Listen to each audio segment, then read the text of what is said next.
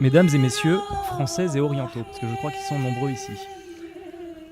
Pourquoi avoir exposé cet objet dans le cadre de cette exposition Chrétiens d'Orient 2000 ans d'histoire ? Pour comprendre la présence de cette 4L, permettez-moi de retourner en arrière. Nous sommes au début de l'année 2012, à l'époque où je décide de me lancer à la rencontre des Chrétiens d'Orient. C'est dans leur esprit que je voulais voir le monde. Je ne voulais pas d'un 4x4 lourd et arrogant, mais d'une voiture à hauteur d'homme. Un engin rustique et endurant, à la fois pratique, solide, sympathique et signe de simplicité. J'ai donc jeté mon dévolu sur une 4L Savane de mon âge. Pour la petite histoire, cette 4L servait à un fermier pour transporter du foin, puis elle termina abandonnée dans une grange où elle était censée finir ses jours.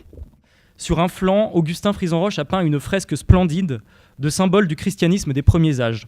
La vigne, symbole du sang de la passion et du sang du Christ, le poisson, signe de reconnaissance utilisé par les premiers chrétiens, le pan, symbole d'immortalité que l'on retrouve aussi chez d'autres peuples d'Orient. Le flanc opposé de la voiture arbore une carte du Moyen-Orient qui retrace en pointillé le suivi de l'itinéraire.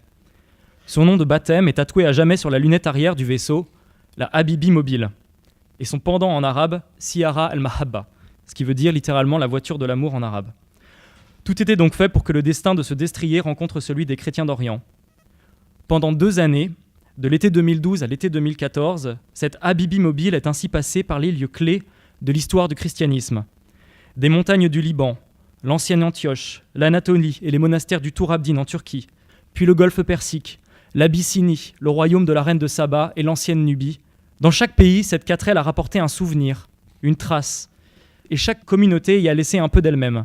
Donc cette 4L que vous allez apercevoir, vous la verrez dans son jus, avec ses points de rouille, sa tôle cabossée, ses fauteuils passés de mode et ses cicatrices causées par les chocs du voyage, et en particulier par un accident avec un camion en Éthiopie. Cette 4L est un peu à l'image de ces communautés chrétiennes d'Orient rencontrées sur la route. Elles sont belles et fragiles, elles prennent des chocs, mais elles résistent et s'accrochent à la route.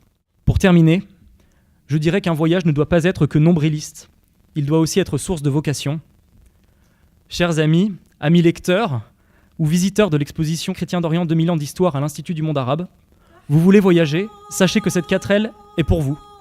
Et elle n'attend plus qu'un jeune conducteur et une folie nouvelle pour repartir sur les routes des Chrétiens d'Orient.